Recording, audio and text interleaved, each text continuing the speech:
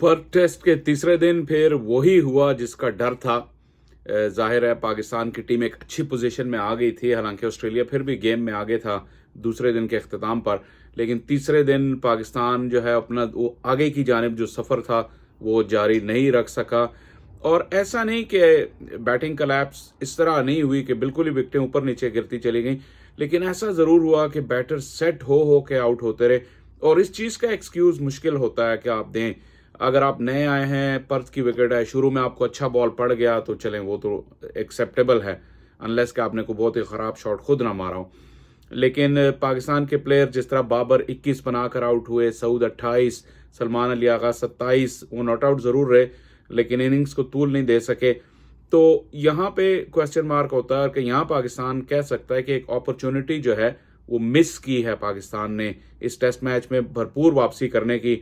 अगर ये जो 3 प्लेयर्स के मैंने नाम लिए प्लस इमाम खेलते रहे, अच्छा वो अपने लिमिट्स के अंदर खेलते रहे, लेकिन शॉट उन्होंने भी गलत मारा जिस टाइम वो आउट हुए।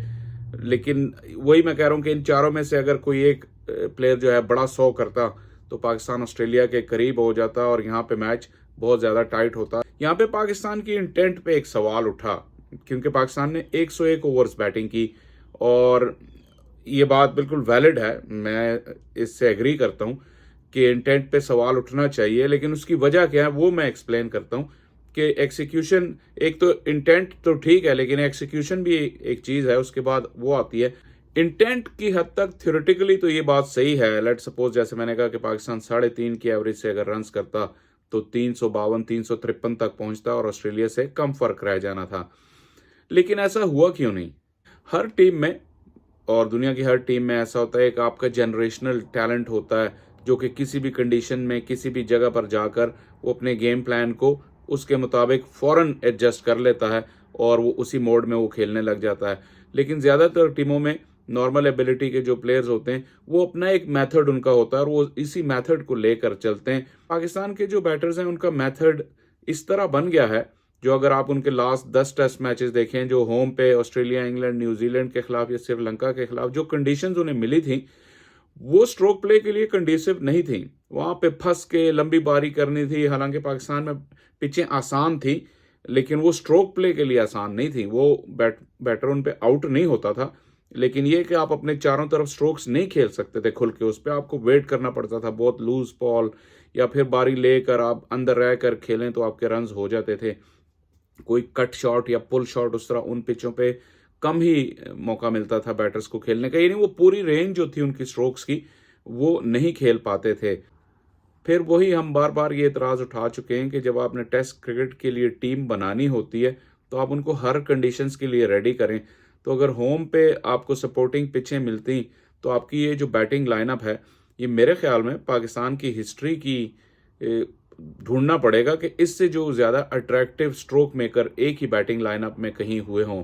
आप अब्दुल्ला शफीक को देख लें, बाबर आजम को देख लें, आप सऊद शकील को देख लें, खुद शान मसूद, इनमें इमाम थोड़े से लिमिटेड प्लेयर हैं, इसके अलावा बाकी तमाम ही बहुत ही अट्रैक्टिव स्ट्रोक प्लेयर्स हैं।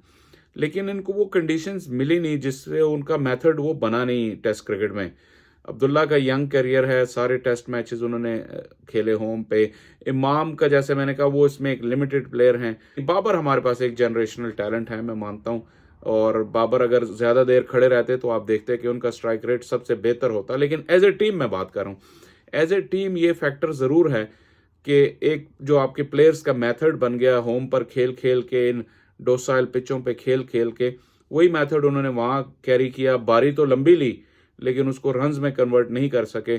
और यहाँ पे तो ये पर्थ पे या ऑस्ट्रेलिया पे क्योंकि बाउंस ज़्यादा है, मूवमेंट भी होती रहती है, तो ये चांस होता है कि कोई बॉल ऐसी आ जाए जिस पर आपका नाम लिखा हो। तो वो जो क्रीज पे ऑक्यूपाई करने का जो मेथड है वो यहाँ पे मैच सिचुएशन में आपके काम नहीं आया। हालांकि आपने भी थकाया खूब उनको, 100 ओवर उनकी फील्डिंग करवाई, लेकिन एंड पे इन टर्म्स ऑफ स्कोर आप काफ़ी पीछे रह गए। जो आज का पाकिस्तान का ब्राइटेस्ट स्पॉट था शायद पूरे दिन का, वो यही था, वो जो पहले 10 ओवर्स का स्पेल था शाहीन का और खुरम शहजाद का। शाहीन ने प्रूव किया कि पहली इनिंग में उनसे जो गलती हुई उसको उन्होंने फ़ौरन करेक्ट किया।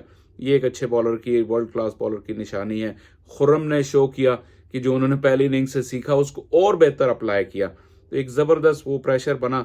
लेकिन उसके बाद जो हुआ वो पाकिस्तान की सिलेक्शन पे जो है पहले दिन जो क्वेश्चन मार्क उठे थे वही दोबारा सरफेस हुए।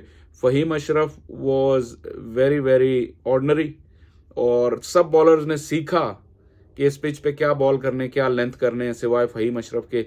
उन्होंने, और वो ज़्यादा एक्सपीरियंस्ड हैं, खुरम से कहीं एक्सपीरियंस्ड हैं, इवन शाहीन से भी एक्सपीरियंस्ड हैं वो तो, लेकिन उनकी एक्सिक्यूशन बहुत ही मायूसकुन रही। जो प्रेशर पाकिस्तान ने ऑस्ट्रेलिया पे बनाया हुआ था वो प्रेशर रिलीज हुआ। आमिर जमाल का आप कह सकते हैं कि वो तो हसलिंग बॉलर हैं, वो तो आएंगे, बॉल पटकेंगे, सब कुछ करेंगे, उनके पास रन के जाने का होता है एहतमाल, लेकिन हमने देखा है कि वो विकेट टेकर हैं।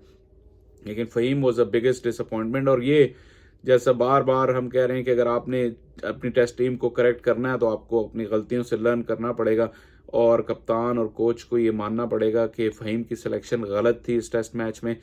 एक और भी बड़ी मज़ेदार बात सामने आई कि आज जब शाहीन का स्पेल हो रहा था और खुर्रम का, तो किसी ने पेस मेंशन नहीं की कि पेस इनकी कम हो गई है, 138 है, 137 है, 130 है, जो भी।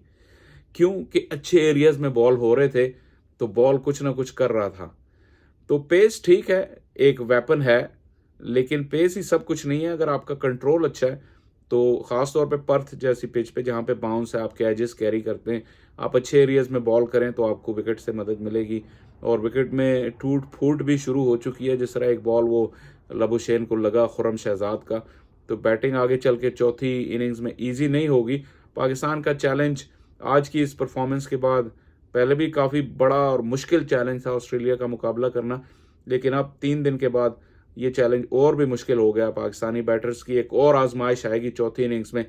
ऑलरेडी विकेट पे 300-350 रन भी मुश्किल हैं चौथी इनिंग में करना, तो लेकिन वो बिल्कुल पाकिस्तान को गेम से बाहर करने की पूरी कोशिश करेंगे। और अगर चारों बॉलर्स ने एक साथ मिल के परफॉर्म ना किया कल, तो ये ऑस्ट्रेलिया का टारगेट जो है वो जल्दी से उधर उस टारगेट तक पहुंच जाएगा जहां वो पहुंचना चाहते हैं। और अगर बॉलर्स ने अच्छी बॉलिंग की तो शायद ऑस्ट्रेलिया को वहां पहुंचने में ज़्यादा देर लगे। वो पाकिस्तान को एक मौका मिल सकता है कि शायद पाकिस्तान 4 सेशन खेल के ये टेस्ट मैच ड्रॉ कर ले। लेकिन ऐसा पर्थ की विकेट पे चौथी इनिंग्स में एक बहुत ही बड़ा कारनामा होगा अगर ऐसा हो पाया। तो पाकिस्तान आज की परफॉर्मेंस की बेस पर और पहले दिन की परफॉर्मेंस की बेस पर इस गेम में काफ़ी पीछे रह गया है। लेकिन अगर वो अपनी गलतियों से इसी तरह सीखते रहे, जिस तरह के इस टूर के पहले 3 दिनों में हमें कहीं ना कहीं नज़र आया कि कुछ ना कुछ बेहतरी हो रही है, तो मुझे लगता है कि जिस तरह की कंडीशंस मेलबर्न और सिडनी में हैं, वहाँ पाकिस्तान ज़्यादा कंपेटिटिव होगा।